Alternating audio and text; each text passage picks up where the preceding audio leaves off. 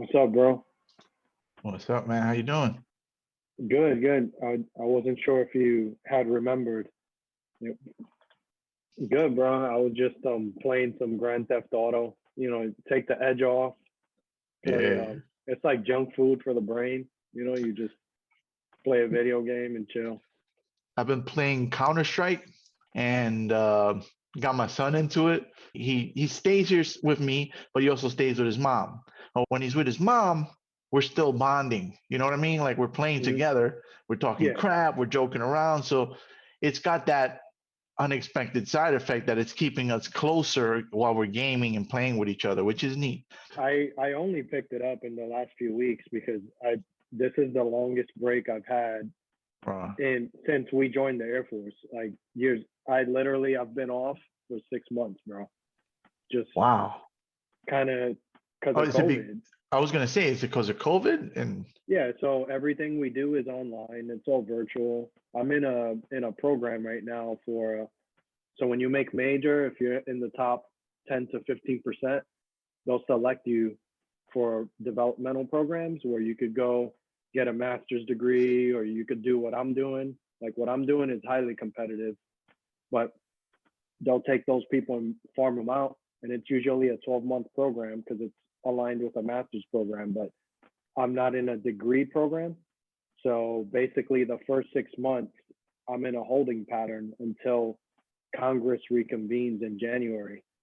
So they usually will send us to a random agency like State Department, um, any of the combatant commands. So if you're familiar with the commands that are in charge of different regions throughout the world, so Central Command, they run like stuff in Iraq and Afghanistan, or Indo-PACOM, which is Indian Pacific Command. So it's all Asia. So we'll work with different people for 6 months. I was supposed to work with DHS, the mm, Department of Homeland Security, specifically their agency called CISA, so the cybersecurity agency. But I never ended up working with them because of COVID. It just has completely disrupted a lot of things as far as like the interagency cooperation. Because I'm DoD, DHS is separate, so I can't just roll in there and start working for them just because I'm in the federal government. Like they were trying to make an agreement between Air Force and them. It just took so long. So the whole time I've been at home, working out, working on this house, attending conferences, and doing wow. the stuff that we're supposed to do in the meantime. Like we attend some courses at Georgetown for legislative studies. So that way when you show up to Congress, you kind of have a clue. You're not completely out there, The city of New York, Boricua from the Bronx. We kind of just went into it, man. Hey, my name is Angel Rodriguez, and this is NYCTalking.com. This is my man Lou Maldonado. Yo, we introduce yourself real quick. Let's do that. Yeah, cool. Yeah, so this is actually the first time I've done an interview with someone, and I'm actually excited to be here. Lou Maldonado. Angel and I go back, 1996 or so. We were on delayed enlistment for the Air Force, and then both in the Bronx, obviously. And then in 1997, we both went to basic training. So long time ago. Doesn't feel that long, but Yeah. so as you know, we joined the military. A lot of us only do 4 years, 5-6 years. I chose to stay in for my entire adult life. So I've been doing this for 23 years plus, going on 24 years now. I've been on active duty, and it's been a blast, but we obviously share that upbringing in the Bronx. So that's what kind of catapulted me into this profession, because growing up in New York was rough. So I needed That's to get out of there. to say the But least, yeah, right? yeah, Yeah, yeah. to say the So least. here we are. I mean, we're just catching up, Yeah. in the era of COVID, virtual interview, just chatting, and just happy to be here. It's cool. Yeah, yo, it's been a long time. I mean, the last time I think we spoke in person, it was I think it was after boot, just after boot when we were just getting back. Or no, I think you came over to see my sister because that's how we met through my sister. Y'all were friends from school. My recollection is either that or what do you call that room where you can go and get vending machines outside? You remember? Yeah, it was the patio. It's the patio. that was So they that had was the. we saw each Sorry. other there once during basic. We went in 23 years ago. So it's been a long time, man. I mean, Yeah. I've stayed connected with you online, and I see what you've been doing. You've had a really good run with the Air Force, man. You made it to chief, right, on the enlisted side, if I'm not mistaken. Not quite. So I made it to senior master sergeant. It's the Okay. rank right below chief. Yeah. So, you know, I would say that coming from the Bronx and not having a lot to fall back on, I joined the Air Force with some ambition, to make a better life for myself. So I kind of blasted through the ranks, and then around Yeah. 11 years or so, I chose to become an officer. So I went through basic training again, this time 3 months though. So back in 2009, and commissioned as a lieutenant. So not very many people from the Bronx. In fact, I may have met a dude about a year ago, a Dominican guy who's a navigator in the Air Force who went through ROTC in Manhattan College or something. But I don't think I've ever met any other person that's an officer from the Bronx.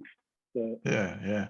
Plus, but not only just an officer, right? You can't leave out the part about blasting through the enlisted ranks because that's a whole different breed of officer, right? You know, I mean, when I was in and we were going through boot camp and we'd see those guys in the, like the nice colors and stuff, marching, the guys who were going to be officers, our training instructors used to mess with them. They used to kind of march us towards them. yeah, like I if we were remember gonna that. like we were gonna run them over and stuff. So, they have to earn their respect. Whereas you're coming from the enlisted side and you've got, you've senior masters are, that's way up there. So I got out senior airman and you were already tech when I got out, if I recall correctly. So you know, that's definitely a huge accomplishment, man. I mean, that's no joke. And then, Yeah. now you're in the officer side doing good things, man. So definitely representing for the Bronx and the Air Force. Yeah, no doubt. And so I would say that, of course, it's always a challenge, just the military lifestyle period. But so you join, you're not sure if you're going to do more than one enlistment, and then life happens. And so my wife's in the Air Force too, and we have a little girl. So at the time, I decided the best thing to do was to stick around. So in the meantime, I just hit the books because that's how promotions work for Air Force. You take a test plus your evaluations get rated, and based on a few other factors, they'll make a determination if they want to promote you at a given point. So I applied myself and it worked out for me. But I would say some people thought it was kind of crazy to go from E8 senior master sergeant to lieutenant. It's a demotion, let's be honest. Like a lieutenant gets no respect. And when you look young, so I was 30 when I commissioned. So the term for prior enlisted, by the way, it's a Mustang. So, the reason they call us Mustangs is because a Mustang is a wild horse. So you can't really break it in. You take a Mustang and you try to break it in and domesticate it. It's always going to have those moments of rebellion. It's going to always kind of act out. And that's what I would say a lot of prior enlisted, we're set in our ways because we cut our teeth on working our way up, doing the job. Like you remember in basic training, I remember they had me painting bathrooms and cleaning toilets and stuff. They don't do that. Picking up little hairs from the pubes from the bathroom. The officers don't do that. Like you walk in at the I would say that the second floor, whereas enlisted, you start in the basement. You got to work your way up. So being a Mustang gave me that perspective of kind of earning my way, moving up the ladder. But at the same time, because based on appearance, right? So people will see you and they'll assume that you're new to the military. As you know, Hispanic people don't age, right? So that was Yeah. kind of a challenge going from So being they didn't know, like people didn't know, like when you came into your new command or wherever you were at, they didn't know, oh, this is Lou, and he's a former senior, and he's they not don't. ne- not necessarily. I mean, some do know, but the Air Force is big and it's small at the same time. So if you're not working in the same circles or the same career field, then you're gonna end up in a place where no one knows you, and all they have to go off of is your appearance. And you're not walking around wearing your blues with all your ribbons. So they see you in your, at the time, ABUs, Airman Battle Uniform. But when you were in, it was the BDU. Yeah. So you don't wear anything. You just have your career field badge. And if they can You didn't have your prior one from. You have the star. Yeah. So I had the star in the wreath, which I stayed in the same career field, intelligence. So they know that I've been around, but in many cases, they would say, "Hey, are you wearing the wrong badge?" And then you got to school them. And it's like, nah, bro. And what about like was your Russian work also considered intelligence? Yeah, that's all Oh, intelligence. okay, I Because see. you're working in that arena. I'll Gotcha. just leave it at that. Yeah, fair. I gotcha. Yeah, I mean, we have people in the military that are proficient in foreign languages, to be aware of, So what's going on. you learned Russian like straight through and after in tech school? Like, did you actually learn Russian? I always wondered if you actually learned Russian. Yeah, Like it was tough, man. Like, how long was it tech for that? so the school for that it's 12 months, if Wow. assuming you don't wash back. So a lot of people don't even make it through the program. They show up, and I mean, you have varieties of people. You have officers who have degrees, and you have airmen, like airmen first class, airmen basic, and they're studying this language. So it's based on your aptitude to learn a language in a high pressure environment. So right now you're fluent in Spanish, but you learned that at home at your own pace. You Right, as weren't a child too. That's the as other a thing. child. So Yeah, which big difference. children are highly proficient Yeah. because they're sponges, right? But as an adult, you go to the school and you have 12 months, and it's like, hey, you either make it through these 12 months or you go and become security forces or some random job. Nothing against those jobs. It's just Right. You you're don't not have a going to choice. stay. Yeah. You don't have a choice. You're not going to stay in that profession, that career field, because you need to meet that standard. So you do 12 months of that, and then you go. Once you never master the language. That's the thing, because it's challenging. But once you get through and you graduate that program, then you go for your 5 to 6 months of the actual intelligence work, where you learn how to apply those skills you just learned. The OJT, yeah. I recall that too. Kind of like after tech, they sent me to OJT. Yeah, this is before OJT though. This you're not even in, like, you're still in technical training. Oh, So, I see. So then, depending on your language, that can range from sum total, a year and a half. It can range from a year if you go learn Spanish, because believe it or not, we send people to learn Spanish with as many people that speak I know. Spanish in this country. That is crazy. And then at the extreme, it would be, say, Arabic or Chinese Mandarin, and that's a 15-month program. And then they go to additional training. So you could be in school for close to 2 years total. Wow. Yeah, those are tougher languages. Yeah. Wow. That's crazy, man.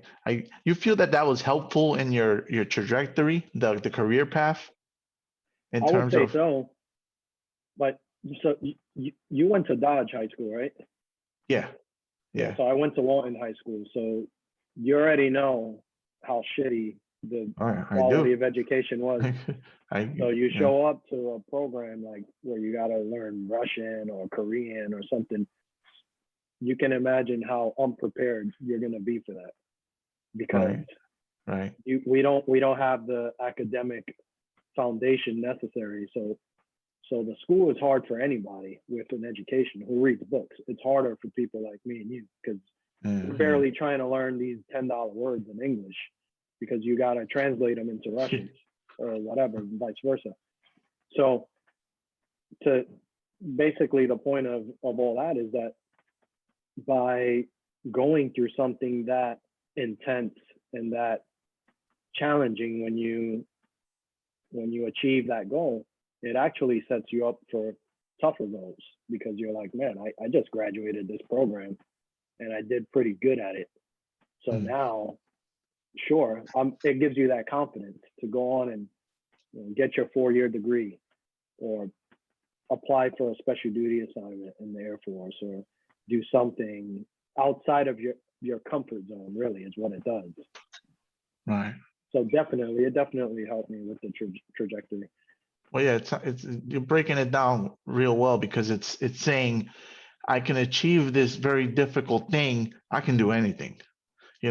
That's really, I always, when people ask me what I got out of the military, it was just, in terms of career, I don't feel like I gained much, because they put me in a field that wasn't what I wanted. I kind of got bamboozled by the recruiter, and I ended up in a space that I wasn't interested in. So I was kind of like just getting by, right? I just wanted to do my job, do what I had to do, be responsible, but I had no goals of progressing in that area, because I hated it. And I was trying to move to different areas, and it was very difficult for me to do that. And part of the reason I got out was I couldn't move to an area that really interested me. But basic training, at one point in basic training, I went from resisting. I hate this. Well, I hate this. I want to go home. To where something clicked. And when that thing clicked, that I kind of just said, okay, these are my circumstances. I cannot change them. There's nothing I can do. My best option is to go straight forward, be the best in what I can be, and just get it done. And that lesson has stayed with me for Sure. since then. It stayed with me, that simply, I don't want to use the word submitting, because I don't think it was a submission in the sense of like giving up. It was more of an acceptance of what is, and what is the best way to handle it, and just cut the crap, get it done. So there's a saying that people in the military love to use, probably after your time, but embrace the suck. I remember that one. You just get to a point where you're like, well, shit, man, I'm stuck here, so might as well push, because if not, you're just making yourself more miserable. So, or you're going to be stuck, or you're going to get washed back, which, you're going to get recycled in basic, embrace the suck. I still use that in my classes at the gym. When I see them giving up, I'm like, no, embrace it. You just hug it, make out with it, do whatever. But yeah, it's definitely, the resiliency, right? So you can relate, growing up in the Bronx and experiencing all the hardships there. It makes you have very tough skin, and you learn to survive in different situations. But what I would say is, when someone like you or I join the military, those skills are beneficial, but they have their limitations, because they're taking me and you out of our comfort zone. Namely, we're in a world where it's all Hispanic, Black people, a little bit of white people. They take you and they put you in a world where it's mostly white people, way different from how you grew up. And you can't approach your problems the way you did back on the street. You can't invite somebody outside to throw a few punches if you don't agree with them. So that definitely, for me, took some getting used to, especially being on active duty and not being away from home for an extended period, because you have to learn to adapt. You can't act like you're still on the block, because that won't get you anywhere. Yeah. Yeah. That was fairly easy for me because I was I was never one to like throw hands real quick. I wasn't I was more like a mellow, nerdy kid, Yeah. Um I mean, so it wasn't difficult for me to adjust. It was just I mean, I still carry it, that as a matter of fact, we did a podcast a couple days ago where we were talking about that desire to punch someone in the face because of your pride and your ego and your street, Right. but I was very good at not acting on it. So like, you might come up to me and start a problem and yeah, I want to punch you in the face, but I kind of just would try to hash it out because I'm always thinking of consequences. Even when I was young, I always thought of the consequences. Back then, it was different, right? Like now, my consequences are I could get sued, I could get locked up. Yeah. Back then the consequences were whenever I got the best of somebody, I got jumped. So when I would get into a fight and if I start beating them up, then I would get jumped. Or I end up with a Right. blade on my neck, or I end up with a gun pointed at me. Yeah. The consequences were different, but I was always aware of that. I'm probably just better off just let this guy hurt me. Mhm. you know, Yeah. it's tough, man. It's tough. I still struggle with that, man, to this day. To be honest, to Yeah. this day. I definitely know where you're coming from. For me, it it's escaping, my favorite city, my hometown.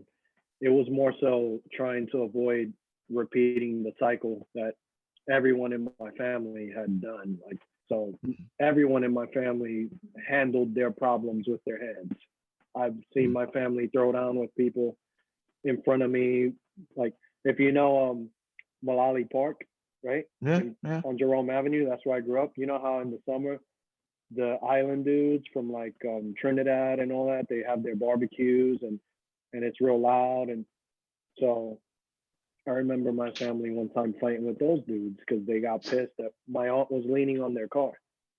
So Oh, so that's how I was raised, to for better or for worse.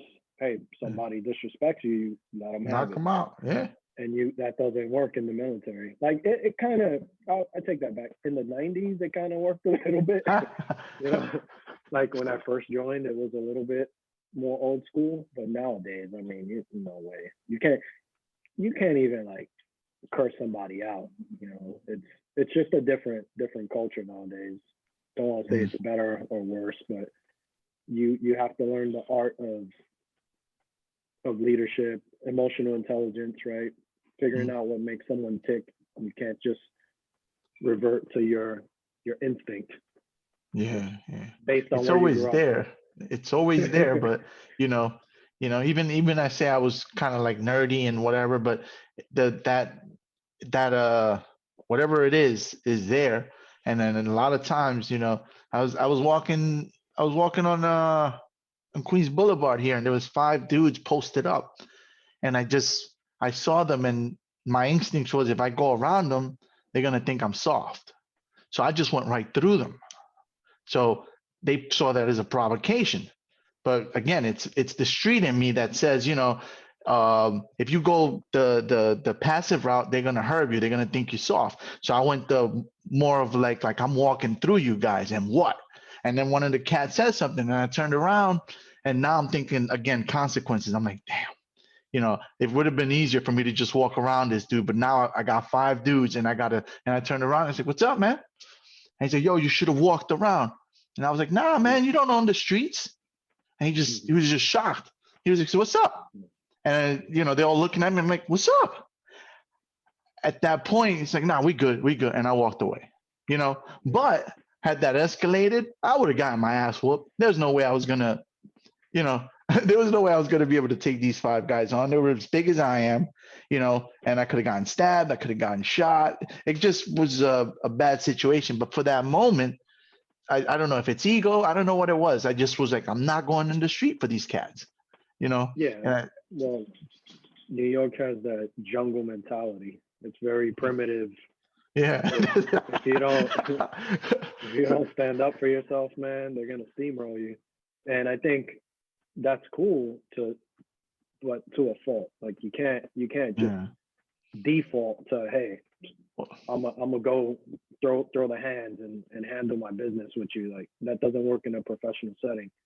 Right. Granted, the military is a very alpha male, I would say alpha male dominated profession. So, you know, me being in the Air Force, that's all cool and dandy. But for 23 years, I haven't just worked with the Air Force. You got to work with the Army. You got to work with the Marines. You got to work with the Navy. Yeah, I've seen the They all pictures. bring their Yeah. own.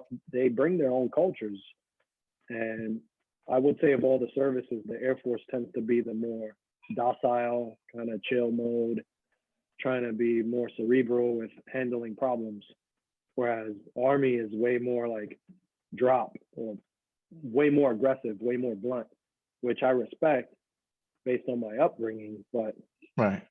that approach doesn't work in the Air Force, depending on your unit. So if you're working special operations, you can be more like that. But if you're just working straight intel, you can't come at those dudes like that because they're gonna write a letter about Yeah. you're like, hey. So it's just having that ability, that dynamic leadership ability to adjust to who you're dealing with. But conflict is everywhere, right? Conflict is at home. It's just a little more primal. Conflict is in the office. There's always going to be conflict. Right. In the professional environment, you got to be different. You know, like I handle things with a more delicate touch, and I learned that very early on. I want to say within maybe my second year at Deutsche Bank, I was already getting those lessons of how to handle these things, and I'm much more diplomatic now. You know, in terms of work. You know, and generally on the street, I avoid trouble, but for some reason, those 5 dudes they brought out that thing in me to say like you know, I'm going to challenge you. I'm not going in traffic to avoid you. You know, I just got mad. I don't know what happened. I just got mad and I just went right through him. But it's the street. But it wasn't a smart thing to do. You know, it just wasn't a smart thing to do. And I think back on it, you know what? Now I walk around. I just don't want to put myself in that situation. But I don't know what happened that day. I just got mad because it was like they were looking at me like, I dare you to walk through. It's not worth it, bro. So I just thought of a story of when I used to go to New York with my brother-in-law, so I'm 5'11" and he's like 6'2", 6'3". He's in the Air Force too. He's in MTI actually down in Lackland. So he just actually wrapped up his time there as an MTI. But back in the day when you're like super proud of being in the military, so you wear your dog tags, and I would keep mine in my shirt. But you know how the dog tags have the necklace, the metal thing that looks like what the DTs wear, what the detectives wear. Right. So he and I would have the haircuts. We'd have like the Oakley. You look like we looked like cops. It was hilarious. So we'd be walking around like Manhattan and stuff. You see the dudes with the 3-card money and stuff, and they would see us walking up and they would run away, like because they thought we were cops. And I'm like, why is everybody running from us? And then I realized, I'm like, oh, because they can probably see like the dog tags. They don't realize that the dog tags. They think it's like a detective the badge. Yeah. But yeah, it's New York is definitely a different place. You know, the way people approach things.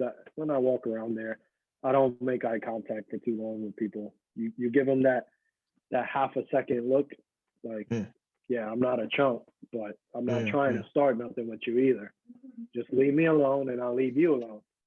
Like this unspoken agreement that you have to. I see you. I know you're there. I acknowledge you. It's cool as long as you're cool, you know. Yeah, just don't fuck with me, man. yeah, pretty much all there. You know, I'm grateful now that, you know, as older and stuff, I don't really have too many problems and stuff, and things like that don't happen much. But New York is getting kind of wild right now, man. I don't know if you've been following. Yeah. It's been getting kind of wild. You in DC now? Are you even allowed to say, or I don't want to ask you anything? No, I am. So I'm in right outside of DC, like 10 minutes away in Northern Virginia. So that's where I'm living. So I don't live in the city, in the district. Right. The district has its own crime and a lot of stuff. I don't live anywhere near that. But even here where I live, there's carjackings and there's stupidity, once in a while. You're Nothing you're living in a civilian spot, or you're how do they handle that nowadays? Like they give you a house, So or you get your own house? Like what's the deal with it's voluntary if you want to live on base. Most people don't though, unless oh, they have low income based on your rank.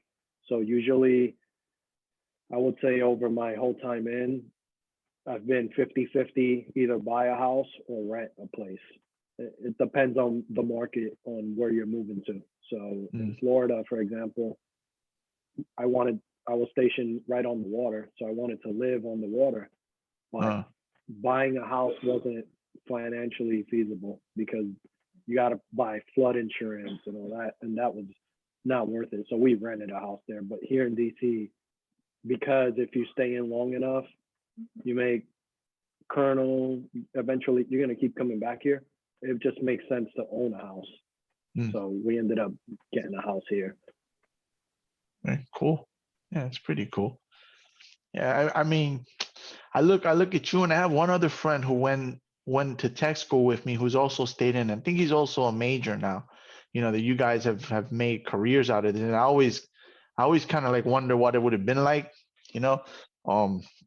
I went straight reserve, and I tried to switch to active duty, but my unit wouldn't let me because they paid for my school, they paid for everything, so I had to stay attached to the unit. But I always wonder what it would have, because after that clicking moment where I kind of accepted, I started to really thrive in the military. So I look at you guys. I live vicariously through you and my boy Onesco in terms of the military career. Yeah, I would say, I would say every choice that you make in life, it's for the best, right? So you didn't necessarily, I wouldn't say you necessarily made the wrong choice. I think the military is a different experience for everybody. Like I tell people, for example, in the last 4 years, my wife and I have moved. We went from Texas to Florida to Arizona to DC in 4 years. That's a lot of moves. Most people don't want to do that. They don't want to up and move their whole house. Yeah, we're at that point where we're kind of just used to that lifestyle. A lot of people don't like that though. Whereas some people, they'll complain if they're somewhere too long. They'll say, "Oh, well, I've been stationed here 5 years and I want to move." It's all dependent on your job, but not everybody has the chops to stay in. It's a marathon, to stay in 20 plus years. Yeah, and there's nothing wrong with that. There's nothing wrong with that. I think people who do 4 years, I think that's awesome, because most people don't do shit. Most people won't do that. Period. So it's good. It's not for everybody, and for someone like me, I don't have a desire to work after the Air Force. My goal I was going to ask you that. Yeah, I was going to ask you if you were planning. No, bro. I'll do my 30 years, 30 plus maybe, and then that's it. Like, enjoy that time, because there's a lot of demands on you as a person, right? So I've gone places for a year at a time. There's separation from the family. You miss birthdays. You miss a lot of milestones, and it's tough. Yeah, you don't get that back. You just don't get it back. And at that point, I feel like, shit, I've been doing this since I was 17. I think I would like to enjoy my own freedom, when I'm done. Just be my own person. Does something happen at 30 years? Is that something that happens specifically, or that's just a time frame you set? It's a time frame, because at 20 years, you get 50% of your base pay, right? But then every year after that, you get 2.5 additional percentage points. So by year 30, you get 75% of your base pay. Now, this is after retirement, or that's just when you're done? No, when you're done, You get Yeah. a paycheck for the rest of your life. Oh, That's a you don't percentage have to be of- 65 or whatever. It's just No, right after you're nope. done. You could Oh, be wow. 38. If I had retired at 38 with 20 years in, Hmm. then that check is for the rest of your life. Wow. That's Yeah, dope. that's it. Which at So you're doing 38, 30, you're doing 30, yeah, you're gonna get 75%. It's almost like working full time, and you could pretty much. just chill. You could just check. And it's a percentage of your salary at your pay grade, at your rank. So if you're a lieutenant colonel or you're a colonel, 75% of that paycheck. It's a nice. So you're not going to be rich, but you're going to be that. And depending on where you decide to retire, like I would never go to New York City because I'd be Right. broke. Yeah, Can't yeah. afford that. But if you retire in somewhere like, I don't know, Tennessee or some random place, your money is going to go a long way because the cost of living is a lot lower. Right. Plus, you own a house, right? So that's equity. That's money you have that you can actually use to For sure. purchase your home. Yeah, Yep. man, that's awesome, dude. That's cool to hear, man. Like that's like you're gonna be set, man. That's dope. That's the goal, bro. But that's what I try to tell the guys that have worked with me, that have served with me. You try to kind of educate them on some of those benefits, but at the same time, I don't try to guilt them into doing what I've done. It's like, hey, this is what I chose to do. Right. I had my own reasons. Like I don't come from a family with money. I'm not gonna get an inheritance. You know, Yeah. my dad's not a lawyer. So the Right, things right. I'm working towards are the things that's all You're I'm gonna getting. be the one. You're the one who's giving inheritance at some point. Yeah, You know? exactly. I don't, you know, I don't know if I had told you this. So I found my dad. He's in the Oh. Bronx. You know, I never knew him. I met him. Oh wow. 6 No, I years did ago. not know that. Yeah, no, I So, didn't know that. Yeah. so that dude's 84 years old. Like he's old, man. But he's Wow. fine. I talk to him and stuff. But for example, with him, I'm not inheriting anything from him. He lives in the projects on Park Avenue in the Bronx. Yeah. It's not the Park Avenue. It's a different Park Avenue. Yeah.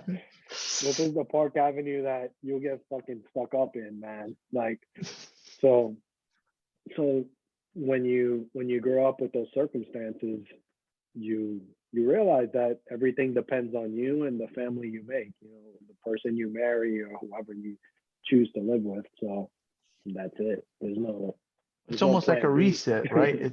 It's like you're the starting point for your tree going forward.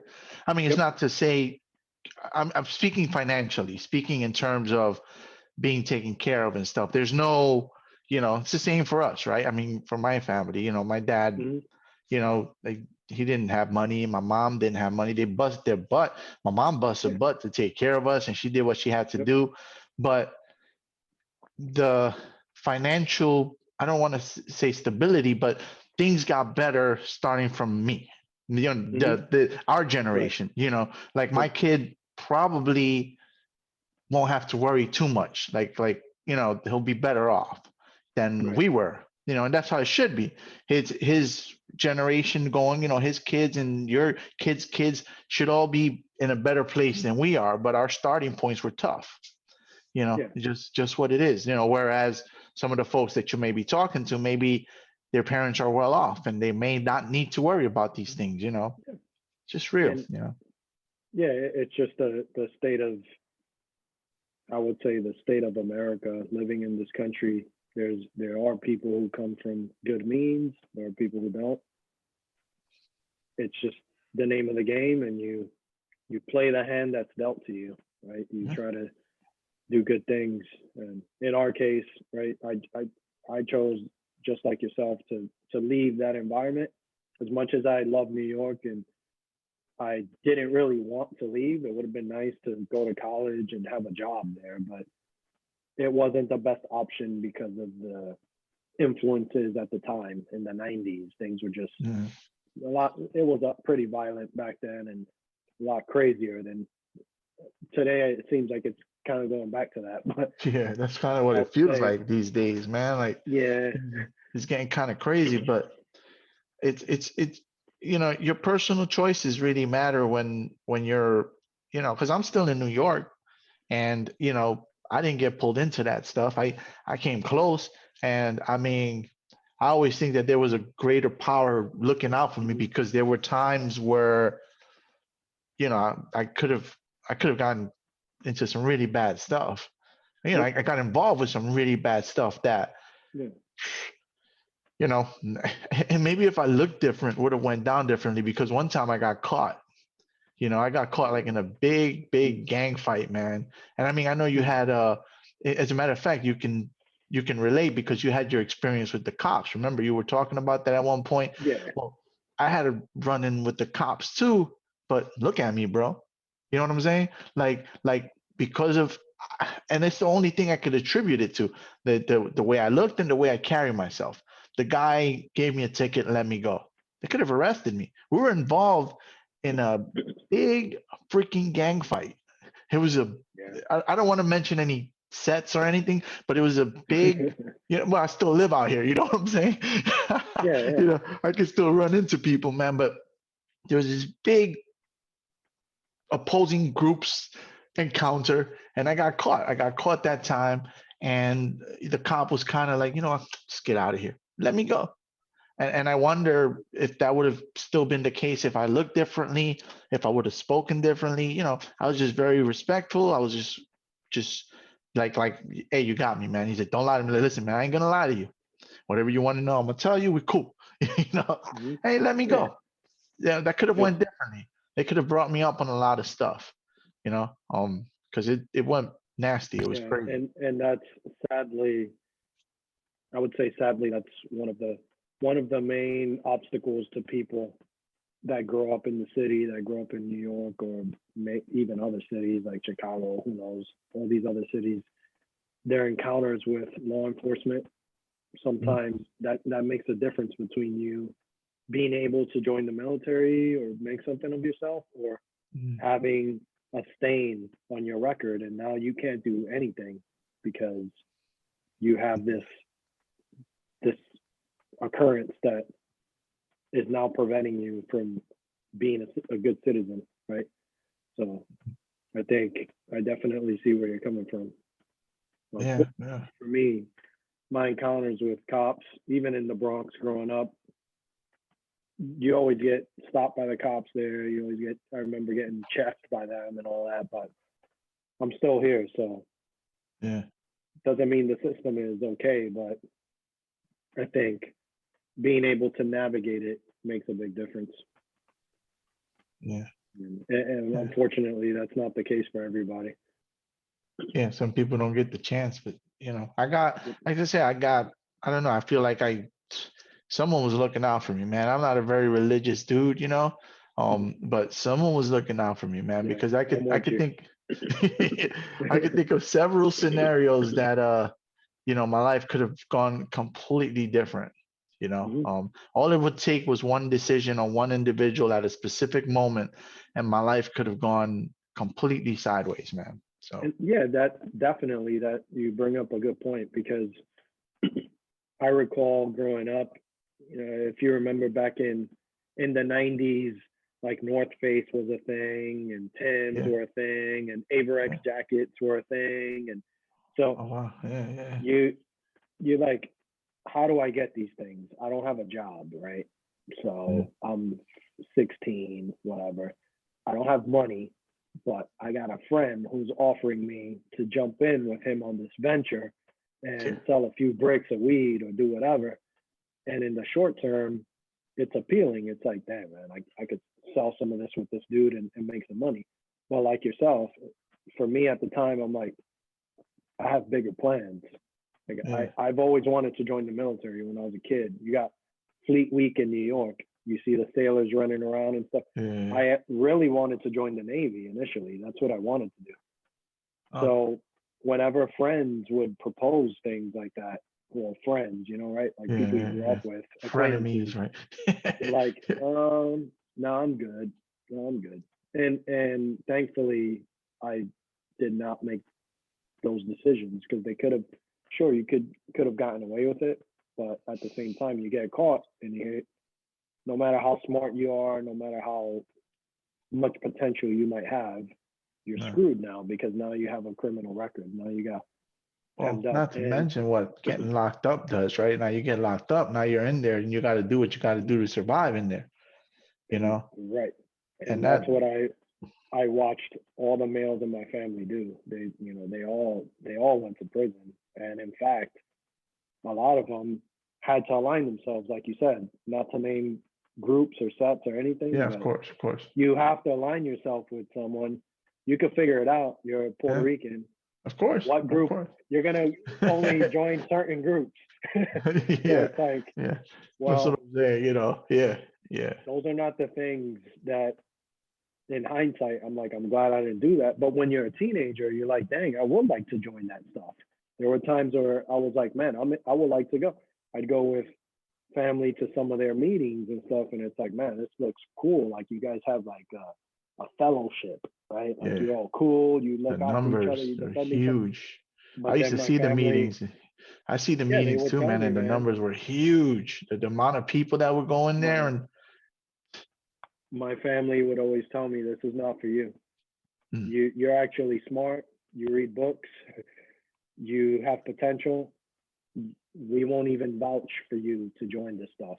facts. I had a similar thing with a chapter leader. He was the one who blocked me. He was mad, man. He slapped me up and you know, but in hindsight, probably saved my life because that he embraced me and said, yeah, man, come on in. I'm sure I wouldn't be here.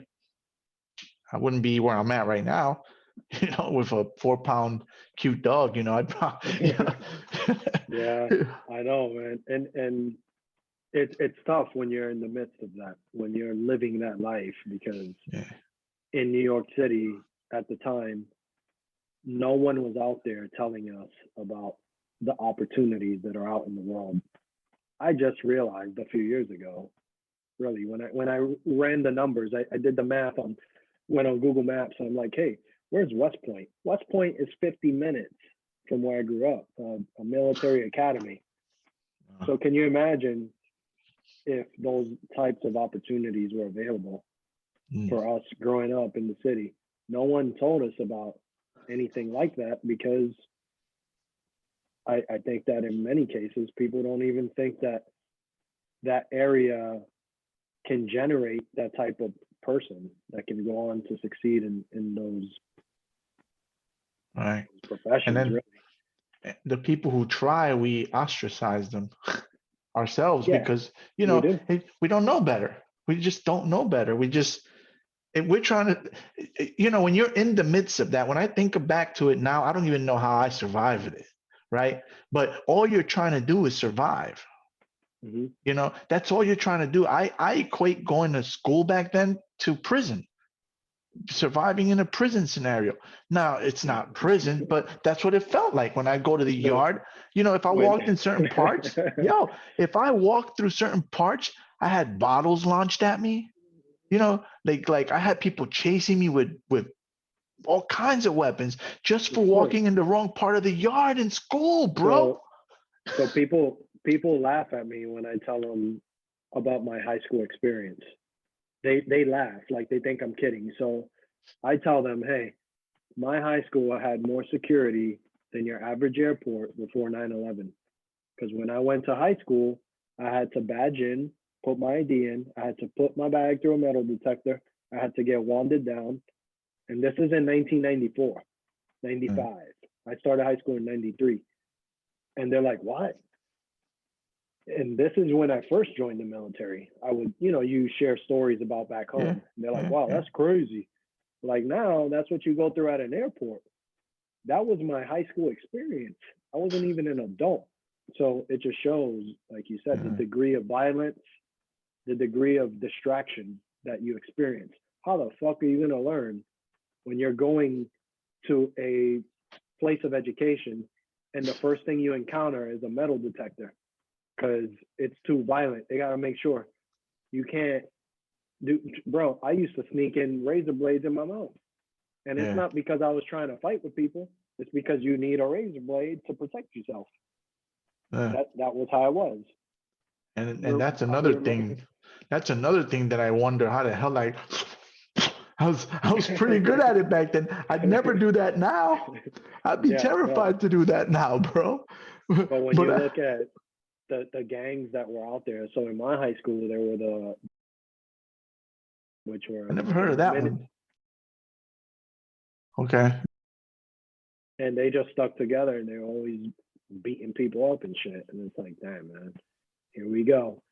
So that's sad. So when you have that environment, then of course you're not going to have people who want to go to become military officers, or you'll have very few people because they're basically just trying to survive.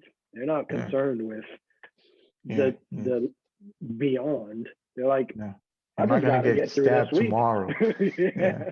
Am No I gonna shit. get jacked up? And it's crazy because that's Or when I think robbed. about it, it's all about you just trying to survive. And it's a sad state of affairs, man. I think back to it and I'm like, I don't know how the hell I navigated that. I did. I survived it. I was in it. I was in the midst of it. But when I think of it now and I think of myself in that situation, it freaks me out, man. You know, Well, it, you did, but let's think about, for every one of you, there's probably 9 who did not. Whether they went to jail, whether they got killed, whether they became bums on the street. There's just so many people who were not able to yeah, make it through those experiences, and it's not their fault. yeah. It's just the way it was, you know. Think about the guys you grew up with. How many of them are doing well? Yeah, I can think of a few. yeah, I can think of a handful, but not all yeah, of them. same. Yeah, Definitely not same. all of them. Yeah, no, it's about a handful, like you said, just my Mhm. core group of friends, the ones who were like my real friends, like those guys, Yeah. a handful, not even a handful. And the And you, majority, they ended up in and different places. yeah, like so you said you were a nerd. You probably hung out with nerds, right? Yeah, my little nerd crew, So bro. I hung out with thugs. I hung out because that's what I was surrounded by. I was an undercover nerd. I didn't tell people, Wow. yeah, I like reading books at home and shit. Mm, It was with I hung out with the dudes who like punching people in the face and doing crazy shit. So those guys, I lost touch with all of them because wow. again, you're not gonna stay connected to people that don't help to elevate you or are not a Right. positive influence in your life. So for me, Yeah. it was like, no, man. Sometimes I'll go on Facebook and look up the names to see if they pop up just out of curiosity, but I've Yeah. lost touch with all of them because they had different priorities in life.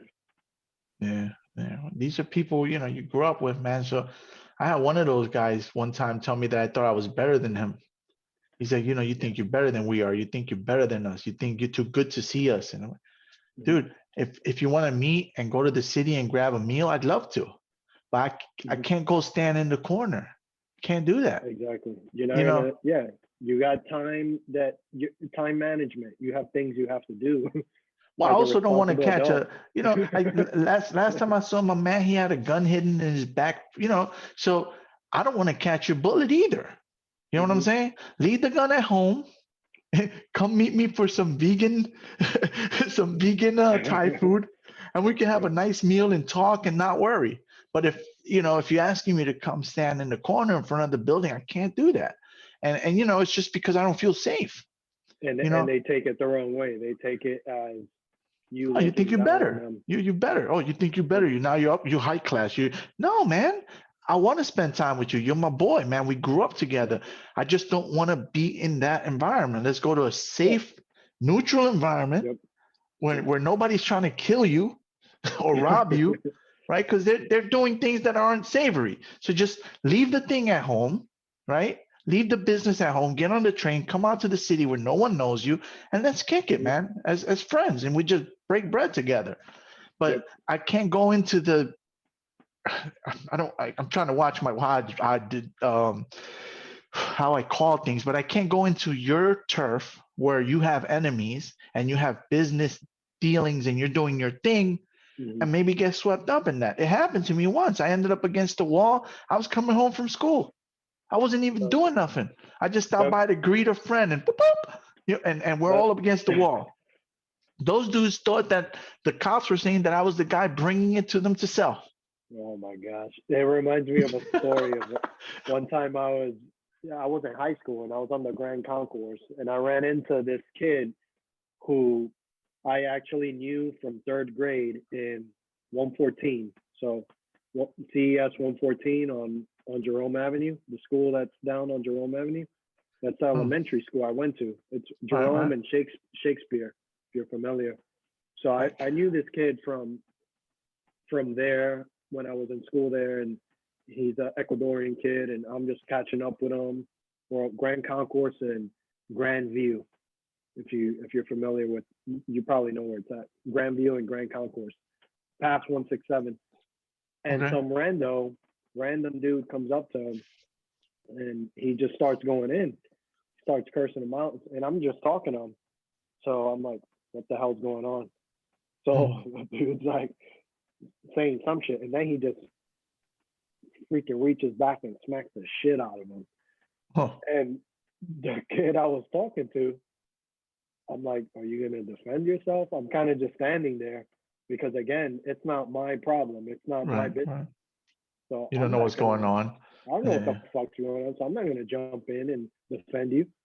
And he just kind of touches his face, and I'm like, oh, I guess that's my cue. I'm like, all right, bro, I'll see you later. And I walked away. Because, like you said, you don't know what's going on in people's world. Well, if he took the slap, that guy must, have something over him. You know what I'm saying? Yeah. Owes him money or who knows? I don't want to know. Yeah, for sure. So I'm just like, all right, bro. Peace. Yeah. Howdy. Please. Deuces. Defend yourself next time, man. But yeah, that's the problem. You encounter these dudes, you go back home, and you don't know what kind of baggage or drama they have. So you could be walking into a very bad situation sometimes. Yeah. Like, hey, man. I visit my mom, and she's still in the Bronx, and I'm walking with my son, and he sees these cats come over to me and giving me pound. Hey, what's up, brother? Hey, ¿cómo está, loco? ¿Qué lo que? And just real quick, what's up? All good? Mi mamá está ahí, tranquila, todo bien, tú sabes que nosotros la velamos. And I keep it pushing. And my son was like, yo, Pops, man, you know those guys? Because he was scared. He saw a bunch of dudes approaching me. He thought we were about to get, Yeah. He doesn't know that they know me or that, and he just got kind of scared. And I was like, nah, these are cats I grew up with, but you notice I keep it quick. What's up, bro? ¿Qué lo que hay? Bueno, aquí aguantando frío, and keep it pushing, because I don't know what they into. If you're sitting in front of a building and you're hanging out in front of a building, I don't want to get caught up in anybody's mess, man. You minimize your exposure. It's like, hey, I'm cool. I'll greet you, and I'm gonna keep going. Give you pound and say what's up, bro. It's kind of just real quick and go about my business. So he was surprised because I keep telling him, I'm like, you don't know what we grew up with. It was my job to shield you from that. That's another thing. So it just reminds me of a funny moment I had after being in the Air Force for a few years and going home to visit. So the block changes, like there's new faces, and a lot of the people you grew up with, they're just not there anymore. I remember running into one person and they're like, yeah, man, so how's the military? And I'm like, that's cool. How's the Navy? It's like, I'm not in the Navy, I'm in the Air Force. All right, cool. They're like, damn, man, you sound white, bro. It's like, what? Yeah. They're like, you sound white. And I'm like, I'm not sure what you mean. They're like, well, yeah, you just sound like different. I'm like, okay, if you mean that I am communicating clearly, then yes, you're right. But I'm not gonna talk the way we used to talk on the block. Like, it's okay to keep my accent and all that, but dude, I can't be in the military using the N-word, acting a fool. Yeah. That it's a different environment and things they don't understand. So when they see you speaking a certain way or acting a certain way, they internalize it and they think that you think you're better than them. It's like, no, bro. This is how we learn to function outside of this realm, because I can't operate the way I operate on the block in the world. That's a recipe for failure. You can't be that way. you gotta be a little more, I would say, decent, frankly, because you're not on the street. You're gonna talk the way you do on the street. Yeah. You see that you got from your boy that time, I've been getting since I was a kid. You talk white. You talk white. You talk white. And then it's what, got me abused a lot growing up. Plus, again, look at how I look. So the way I spoke, the way I look, it was a recipe for, being a target, a lot growing up, and that's the thing. You're trying to do the right thing. You're trying to go to school. You're trying to get your education, and you're constantly being. I actually dropped out of high school, bro. I didn't even finish high school. I dropped out, but not because of academics, because of violence. I got out to escape the violence, and everybody was surprised because I was a straight A student. So when I go into the guidance counselor and I say, I'm not coming back. And what do you mean? You look at your grades. And then I was like, you don't understand. I'm gonna blow my own brains out. like that's kind of like where you're at, because you're just, you're just so tormented. So I'll probably I'll edit that part out. I'll edit that out. I would probably hurt myself. Yeah, of course, because it wasn't a productive environment for you to achieve anything. There's too many distractions, like not good ones. Yeah. Well, for me, it was just a straight up violence, man. And when I talk to people about it, they think it's like bullying, like somebody saying, "Give me your lunch." It's like, nah, man, it wasn't like that. I tell them I remember times where they would have the police tape because someone got slashed, somebody got a $150, and it's like, damn, who got cut? Who got their face open? That was just the way it was, because people, I wouldn't even say that they're crazy. It's just the lifestyle at the time. People thought that was the answer to their problems. Let me use violence to deal with this dude because he doesn't agree with me. Yeah. We had a disagreement. I have to cut him. It's just what it is. Yeah. It's crazy. And it was just a survival mechanism. I don't think we're inherently violent, or we want to, which is just, you're trying to survive. And that's all it is. Most people don't have that forward thinking to say, this is going to affect me in the future. You just want to live in that moment and survive. They don't have that internal, I would say, that internal governor, right? That internal thing that's keeping you from making those impulsive decisions, because that's what they are. It's not like they sit at home and they plan it out and they're like, yeah, I'm gonna go to school and cut this dude's face open. It's usually an act of passion. It's like, oh, this dude pissed me off. Yeah, you disrespect me, you make me look bad. Yeah. Now everybody's waiting to see what I do. Yeah, well, that's exactly it. What did you do? Oh, you didn't do anything. Oh, you a sucker, And then you're and that's what happened to me. That's exactly what happened to me. I never did anything overly violent, and then just like, oh, he's a sucker. He's the easy one, And then and then the times where I did fight, I get jumped. So it was just like, there was this one dude. I remember his name too. I'm not gonna say it, but he used to always mess with me, and I started whooping him, man. I got fed up one day. I started whooping him. Pop, pop. I'm whooping this guy, and his friends saw it. Then they came and jumped me. So that's usually how it is, yeah.